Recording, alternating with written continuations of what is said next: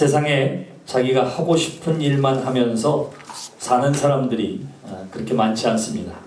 내가 좋아하는 일, 또 내가 하고 싶어 하는 일, 그것만 하면서 살면 얼마나 좋겠어요.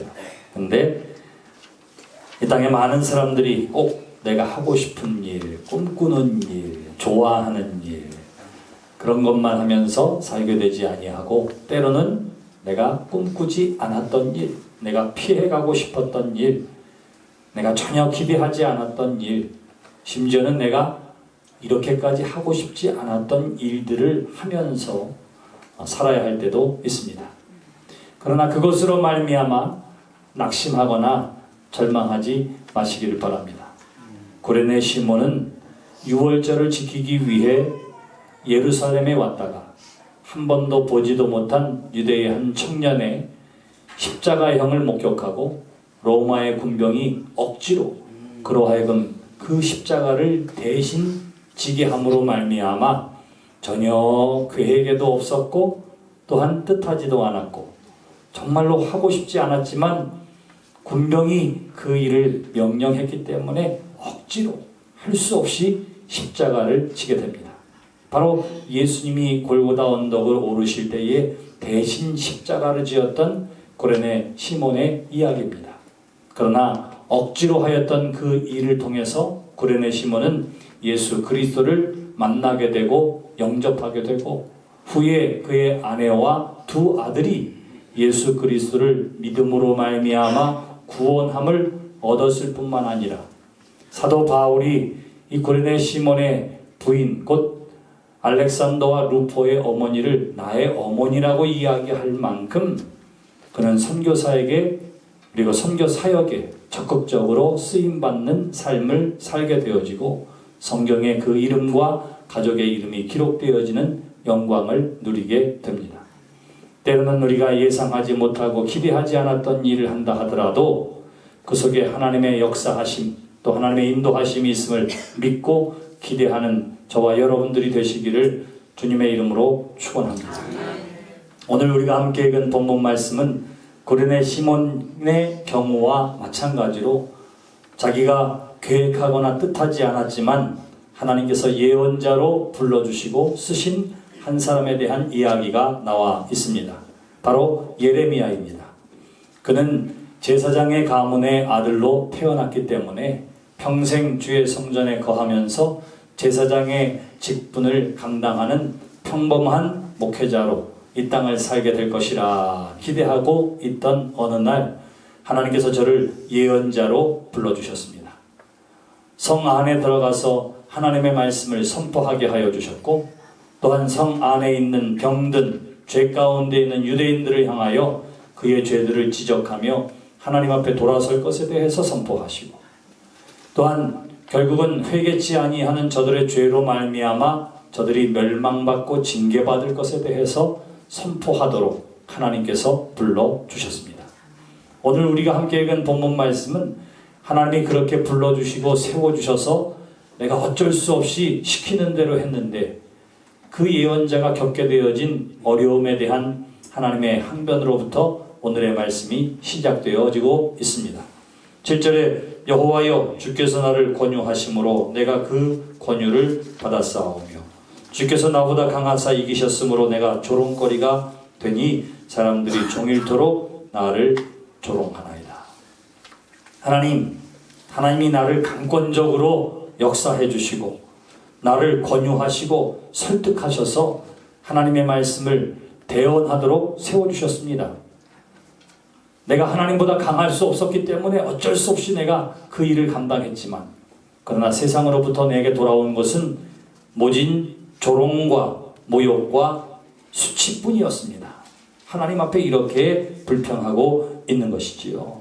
여기 주께서 나보다 강하심으로 하는 말 속에서는 내가 어쩔 수 없이 거부할 수 없이 내가 하나님의 말씀을 따를 수밖에 없었습니다. 이런 고백이 되어집니다. 자, 그렇게 하나님의 말씀대로 했는데 그 결과가 무엇인고 하니 모두가 나를 비웃었다, 조롱거리가 되었다 이렇게 이야기하는 거예요. 죄에 대한 하나님의 심판 곧 파멸과 멸망을 선포했음에도 불구하고 유다 땅에 큰 변화가 일어나지를 않습니다. 여전히 우상 숭배 가운데 있고, 여전히 죄 가운데 있고, 여전히 하나님의 말씀을 거역하는 백성들 가운데에서 곧 멸망이 너희에게 임할 것이라. 하나님 선포하라고 해서 선포했는데도 나라는 아무런 변화가 없어요. 그러니까 그 말씀을 듣던 사람들이 야, 우리가 망한다며, 우리가 멸망한다며 뭘 망하고 뭔 말도 안 되는 소리를 하느냐고. 저 정신이 나갔나 보다고. 사람들이 그렇게 모욕하고 엄청난 비방으로 웃음거리가 되었다 하는 것입니다. 그러면서 이어지는 말씀 가운데에 하나님의 말씀으로 말미암아 그래요. 그가 선포한 것이 무엇입니까? 곧 하나님의 말씀이었다. 말씀의 주체는 하나님이셨다. 근데 그 말씀이 비난받는다는 것은 하나님을 비난하는 것이다. 비난하는 것이다. 바로 그것입니다. 여러분, 그 시대에도 하나님의 말씀이 순환을 받는 시대였습니다. 하나님의 살아계신 말씀이 선포되어질 때에 사람들이 듣지를 않아요. 그리고는 그 말씀 앞에서 오히려 말씀을 비난하고 하나님을 비난하는 죄를 짓습니다. 오늘도 마찬가지예요. 죄 가운데 돌아서라고 하나님 앞에 온전함을 회복하라고 선포되어지는 말씀 가운데에 귀를 기울이고 통회하고 자복하는 사람들보다는 그저 무시하고 귀를 닫아버리는 사람들이 훨씬 더 많이 있습니다.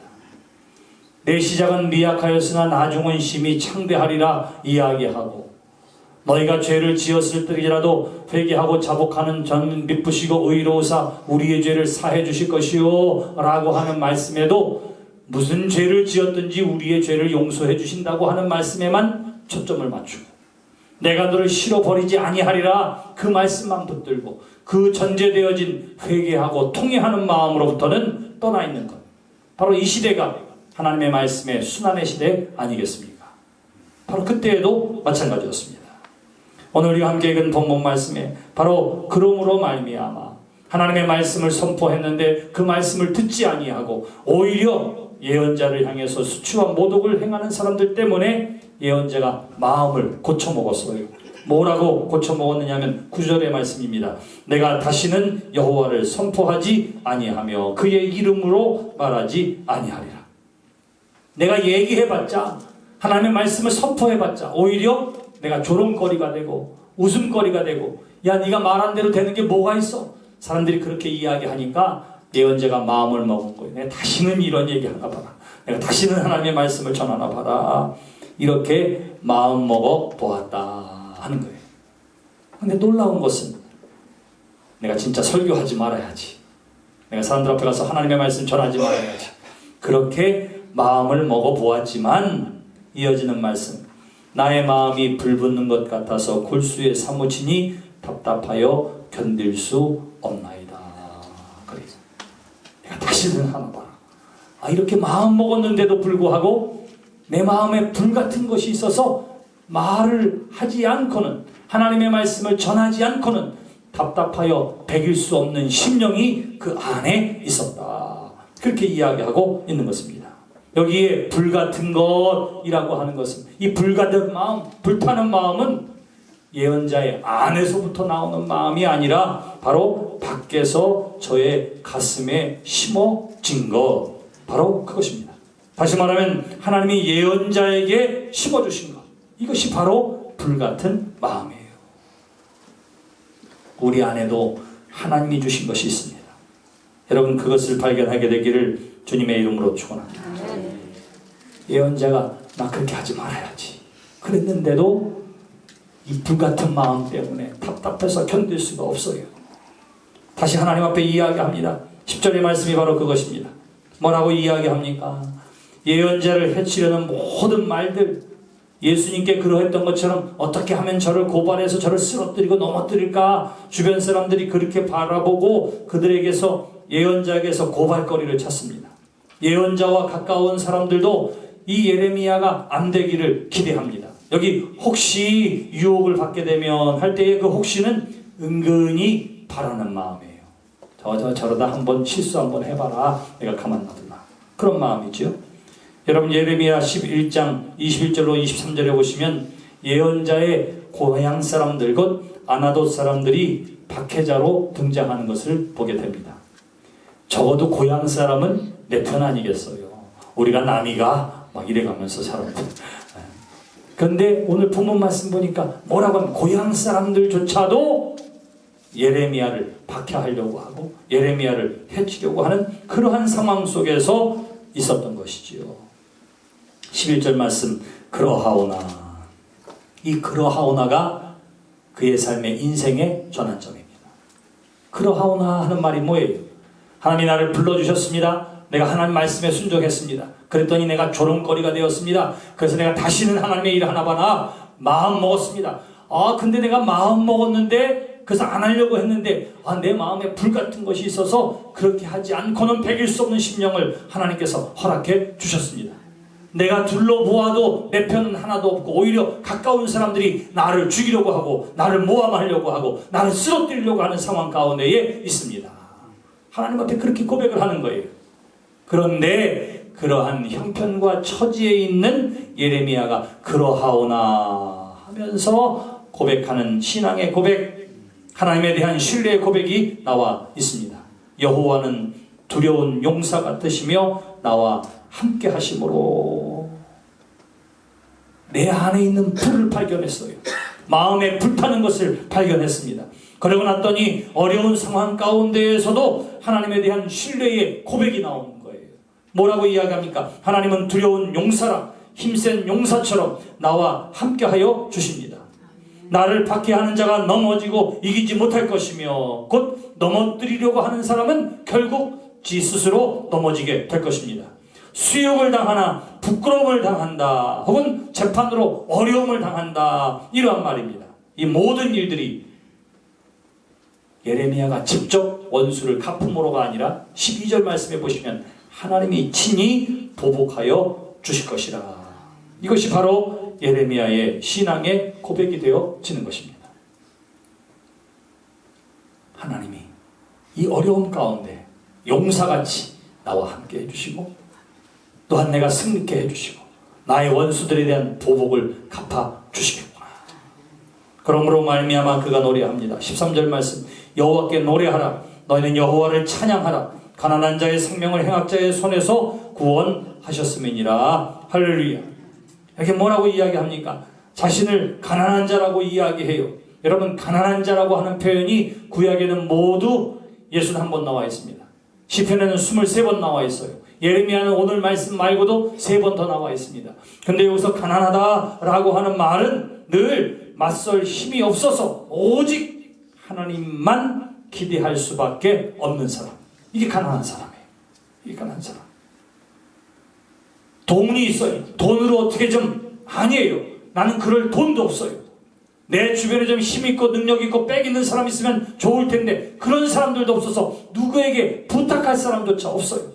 내가 힘이 있고 젊음이 있으면 내가 내 힘으로라도 이겨나갈 텐데 나는 그러기엔 너무나 연약하고 부족해요. 그래서 오로지 하나님밖에 기대할 것 없는 사람, 그게 가난한 사람이에요. 사랑하는 성도 여러분, 가난한 심령의 사람 되시기를 주님의 이름으로 축원합니다. 마가복음에도 가난한 자는 복이 있나니 천국이 저희 것이며 오로지 하나님만을 믿고 기대하는 사람은 복이 있다. 오로지 하나님만을 믿고 기대하는 사람을 하나님은 승리케 하시고 하나님은 찬송케 해주신다. 바로 그것이 예레미야의 고백이었던 것입니다. 결국 악의 손에서 자신을 건지신 하나님을 찬양하는 예레미야의 모습을 보게 되어지는 것이지요. 형편과 어려운 처지와 그리고 힘든 역경과 조롱과 비난 가운데에 어떻게 그가 하나님을 찬양하는 삶으로 변화받을 수 있었습니까? 바로 예레미야가 자신의 마음 가운데 있는 그 불타는 마음, 간절한 열정, 하나님의 사명과 부르심에 대한 열정의 회복 때문인 줄 믿습니다. 사랑하는 성도 여러분, 여러분들의 마음 가운데 하나님이 심어놓은 그 열정과 간절한 마음의 불을 회복하시기를 주님의 이름으로 축원합니다. 예레미야는 20장 9절에서 나의 마음이 불붙는 것 같아서 골수에 사무치니 답답하여 견딜 수 없나이다, 그렇게 이야기해요. 하나님이 나에게 주신 말씀이 있는데 이것을 전하지 않고는 배길 수 없는 심령이 있어서 내가 하나님의 말씀을 증거합니다. 사도 바울은 고린도전서 9장 16절에서 만일 복음을 전하지 않으면 내게 화가 있으리로다 그렇게 이야기해요. 그래서 무서워서 전한다는 말이 아니에요.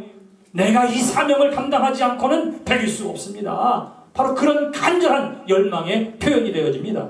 아모스 3장 8절에서는 아모스가 뭐라고 이야기합니까? 주 여호와께서 말씀하신 즉 누가 예언하지 않겠느냐 그렇게 선포해요. 하나님이 나에게 말씀을 주셨는데 내가 어떻게 말씀을 증거하지 않고 가만히 있을 수 있겠습니까? 자신의 사명을 확인합니다.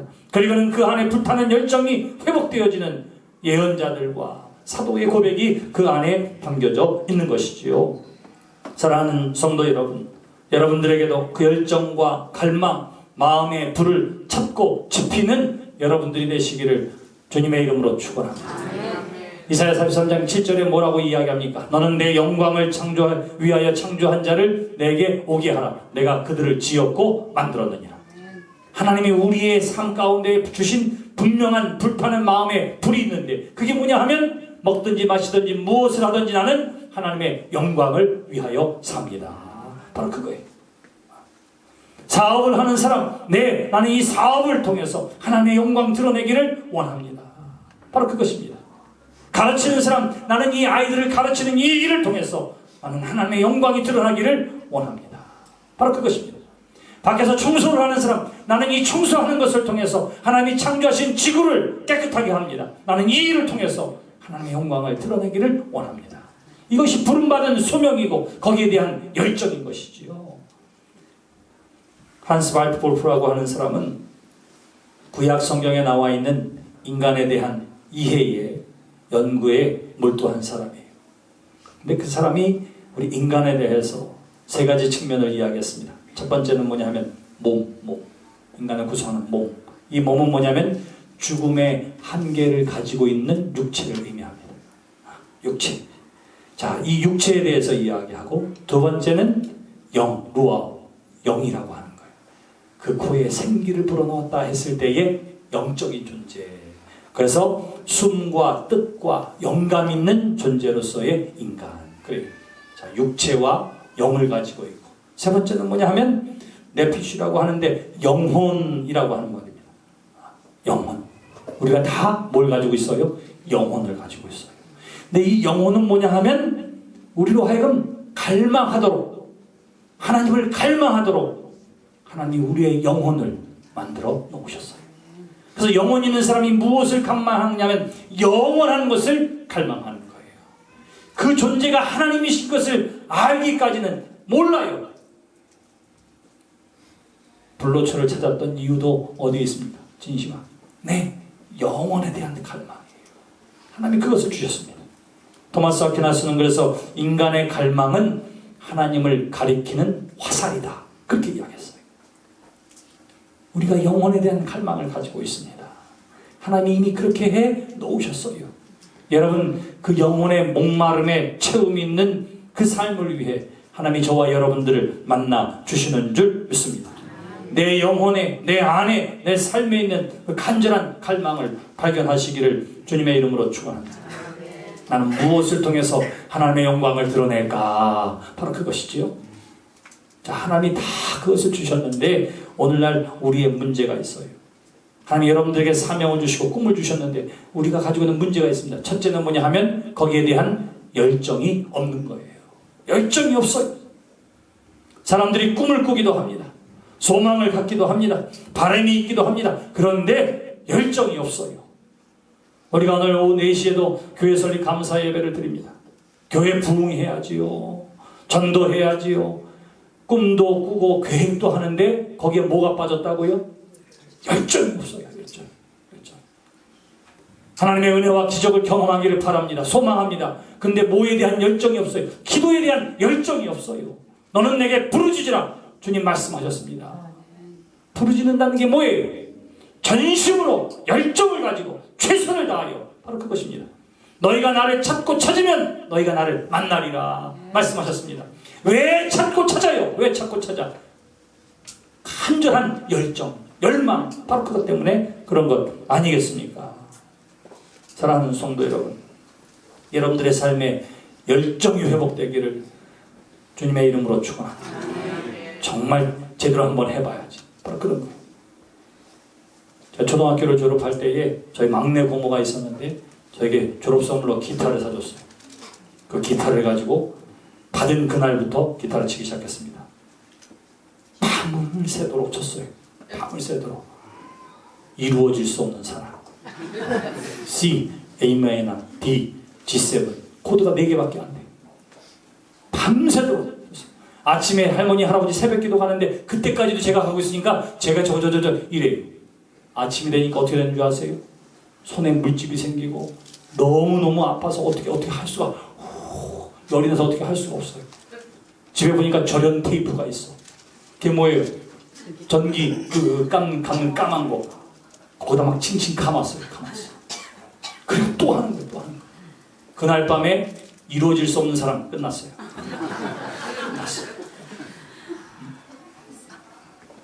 여러분들도 뭔가의 그런 열정을 가지고 있을 때가 분명히 있었을 것입니다. 우리는 열정을 갖도록 하나님께서 이 마음에 불어주셨단 말이에요. 근데 그 열정이 없다면 그 열정을 다시 회복하는, 그 사명을 회복하는 여러분 되시기를 주님의 이름으로 축원합니다. 두 번째 문제가 있어요. 그것은 뭐냐면 열정은 가지고 있는데 잘못된 것에 대한 열정을 가지고 있습니다. 잘못된 것. 인간은 한계를 가지고 있어요. 근데 인간의 욕망에는 한계가 없다. 이런 말이 있습니다. 욕심은 한계가 없어요. 욕심은 한계가. 잘못된 것에 대한 열정을 가지고 있습니다. 소유에 대한 것도 그 대표적인 것 가운데 하나죠. 내가 너무너무 가난하게 살았기 때문에 내가 자식들에게는 정말 가난을 물려주지 말아야지. 우리 자식들에게는 좀 번듯한 집 하나 꼭 마련해줘야지. 이런 간절한 마음을 가지고요. 그냥 부부가 열심히 일하는 거예요. 죽어라 일하는 거예요. 휴가도 안 가고 남의 집 경조사도 참석 안 하고 그냥 돈을 모으니까 결국은 어떻게 보면 원하는 큰 집을 샀어요. 얼마나 기쁘고 감사한지 몰라요. 근데 그 기쁨 많이 가면 3개월이에요. 집을 사고 났더니 집에 어울리는 또 뭘 사야 돼요? 가구를 사야 돼요. 또 일하기 시작해. 그리고 나서 보니까 뭐가 들어요? 집이 크니까 또 세금도 많이 내야 되네. 또 들어가는 돈들이 왜 이렇게 많은지 몰라요. 아니, 그 기쁨과 감격, 드디어 꿈을 이루었다고 생각했는데 어느새 그 감격은 사라지고 왜 이렇게 이 나라는 세금을 많이 걷는 거야? 부터 시작해서 불평하고 불만하고 또 다른 것들에 대해서 욕심을 갖게 되는 거예요. 사랑하는 성도 여러분, 바로 열정을 갖되 온전한 것에 열정을 갖게 되기를 주님의 이름으로 축원합니다. 그 온전한 것이 뭐냐 하면 바로 영혼에 대한 갈망이에요. 하나님이 나에게 주신 사명에 대한 갈망이에요. 이것은 늘 우리를 실망시키지 않습니다. 이것은 늘 우리로 하여금 조금만 더 라고 하는 욕심을 갖게 하지도 않아요. 매번 우리에게 참 감격과 기쁨을 가져다 줍니다. 우리에게 문제가 또 있습니다. 세 번째는 뭐냐면 사람들은 시도하지 않아요. 꿈도 있고 계획도 있습니다. 그리고 하고 싶은 열망도 있어요. 근데 시도하지 않습니다. 고민하고 갈등하고 염려하고 있어요. 사랑하는 성도 여러분, 은혜 받기 위해, 기적을 체험하기 위해, 하나님 만나기 위해 시도하십시오. 그게 뭐예요? 기도하는 거예요. 말씀대로 살아보는 거예요. 때로는 밤이 맞도록, 새벽을 맞도록 하나님 앞에 나와서 밤을 새고 기도하고 이 몸부림침이 저와 여러분들 가운데 있어지게 되기를 주님의 이름으로 축원합니다. 시도하세요. 고민하고 갈등하고 염려할 겨를 없이 일할 수 있는 열정, 마음의 불을 가지고 귀한 일에 뛰어드는 여러분 되시기를 주님의 이름으로 축원합니다. 우리에게 부름받은 귀한 사명이 있고 그 사명에 대한 열정을 가지고 일하게 되면 하나님이 우리에게 허락해 주시는 것이 있습니다. 제일 먼저 삶의 힘과 능력을 공급받게 될 줄 믿습니다. 이게 얼마나 중요한지 몰라요. 제가 기도하는 것, 저를 위해서도 기도하고 우리 성도들을 위해서도 기도하는 기도의 제목 가운데 하나가 뭐냐면 모세처럼 살다가 모세처럼 죽게 해주세요. 이런 기도의 제목입니다. 왜냐하면 신명기 34장 7절에 보시면 이제 하나님께서 모세를 120세 된 그 나이에 영원한 하늘나라로 불러주시는 내용이 나와 있어요. 근데 바로 하나님 앞에 부름받아서 죽기 바로 직전의 모세의 모습을 34장 7절에서 뭐라고 표현하느냐면 이렇게 이야기하겠습니다. 저가 육신이 쇠하지 아니하고 그의 눈이 흐리지 아니하였더라. 따라해 봅시다. 저가 육신이 쇠하지 아니하고 눈이 흐리지 아니하였더라. 언제까지요? 죽을 때까지. 120세의 나이에 기력이 쇠하지 아니하고 눈이 흐리지 아니하고. 여러분 그 이유가 뭔지 아세요? 모세가 죽는 그날까지 뭐에 사로잡혀요? 하나님의 부름받은 사명에 사로잡히고 여기에 대한 열정에 사로잡혔던 삶을 살았기 때문에 하나님께서 저에게 죽는 그날까지 저에게 힘과 능력을 보장해 주신 줄 믿습니다.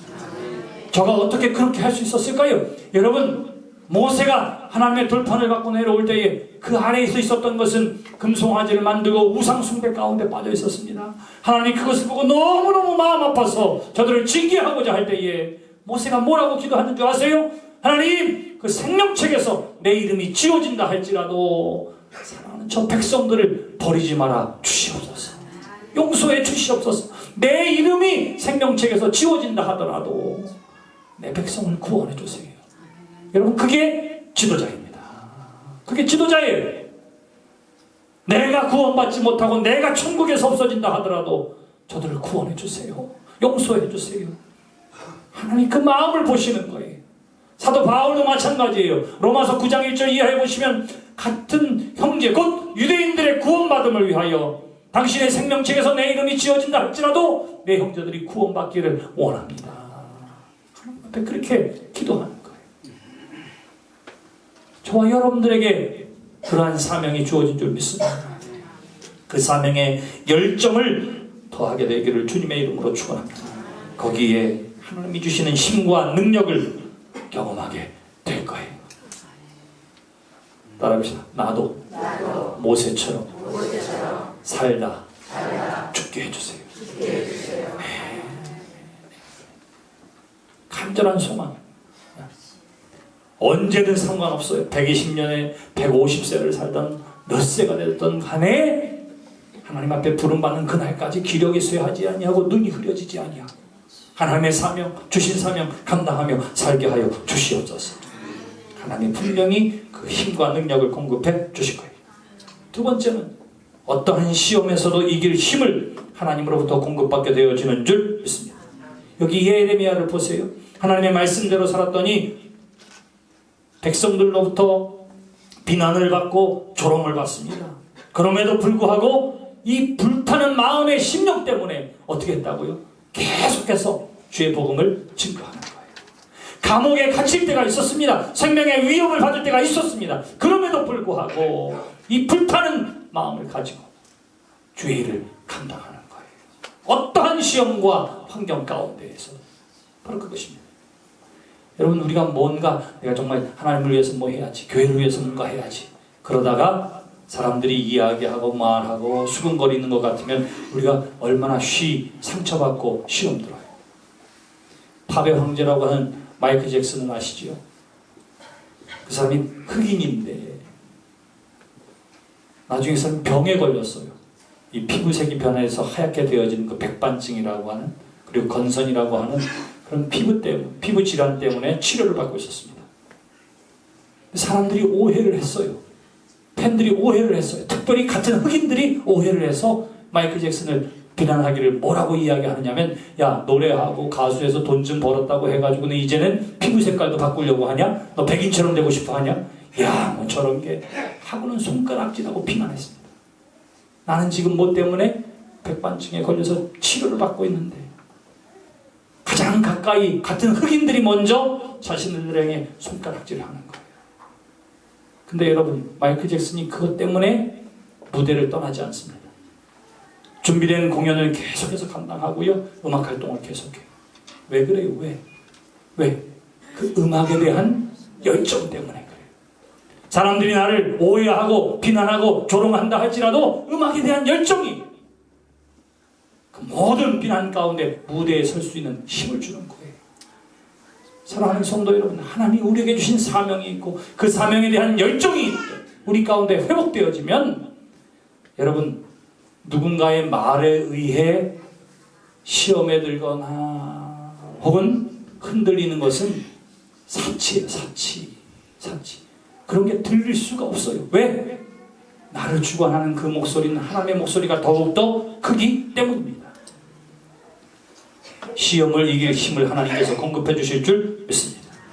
그리고 마침내 우리는 하나님을 경험하게 될 것입니다. 아, 이렇게 만들고 이렇게 인도하신 것이 하나님의 뜻이구나. 하나님이 나와 함께 하셨구나. 바로 그거예요. 사랑하는 성도 여러분, 요셉이 형제들로부터 팔려갑니다. 애굽으로 가서 종살이를 해요. 종살이 가운데 성공하나 싶다가 누명을 써서 또 감옥에 갇히게 됩니다. 이게 다 누구 때문이에요? 누구 때문? 자기를 팔아넘긴 형들 때문이에요. 형들. 7년의 풍년과 7년의 가뭄이 있을 때에 형제들이 어쩔 수 없이 양식을 위해서 찾아왔을 때에 요셉이 자신이 너희 형들이 판 요셉이 바로 납니다 라고 하는 사실을 밝히고, 이 사실을 안 형제들이 어떻게 돼요? 놀라서 벌벌 떨 때에 요셉이 한 말이 있어요. 뭐라고 이야기합니까? 형 염려하지 마세요. 걱정하지 마세요. 두려워하지 마세요. 형들이 나를 이곳에 보낸 것이 아니라 바로 오늘을 위하여, 이 구원을 위하여 하나님이 나를 이곳에 보내셨습니다. 바로 그거예요. 바로 그거. 요셉이 뭘 알았습니까? 하나님의 섭리를 알았어요. 하나님의 인도하심을 알았습니다. 하나님을 경험했습니다. 무엇을 통해서?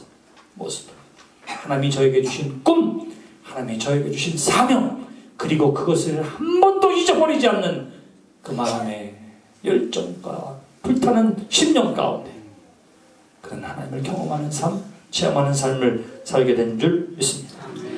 예레미야가 말씀 선포에 사로잡혔던 것처럼, 아브라함이 하나님의 말씀에 대한 믿음과 순종 안에 살아갔던 것처럼, 모세가 민족 구원에 대한 사명과 열정을 가지고 살았던 것처럼, 바울이 이방을 위해 전도하고 저를 구원하는 일에 자신의 인생을 쓰임받았던 것처럼, 스데반이 주의 부름을 받아서 봉사하고 선교하고 가르치는 일에 쓰임받았던 것처럼, 비록 부활의 예수님을 의심한 적이 있지만 부활의 주님을 만난 이후에 그 복된 소식을 증거하기 위해서 저 인도까지 가서 순교하기까지 복음을 전했던 도마처럼, 나에게 주신 재능이 바느질이라고 하는 별볼이 없는 작고 평범해 보일지 모르지만 나는 이것을 통해서 하나님의 영광을 드러냅니다. 나는 이것을 통해서 주의 사랑을 전합니다.